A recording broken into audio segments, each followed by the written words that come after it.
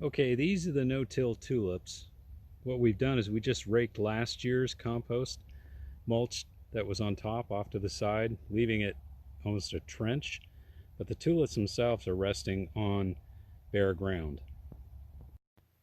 So one of the things we do is we go to the compost pile and we dig down to the bottom to the interface where the dirt and the compost meet, and this is what we're using as compost soil.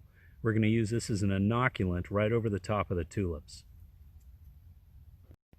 So the application of this is really easy. All we're going to do is we're just going to take it and we just want to kind of coat lightly in between the tulips themselves, and that way it's all covered. Okay, so the compost is laid out. It's no more than maybe a 1/4 inch thick in between the tulips itself. And the whole point of this is what we're trying to do is get an inoculation of biology. There's tons of good biology in that soil interface between a good compost pile and the soil it's sitting on. The next step we're going to do is really wet this guy down.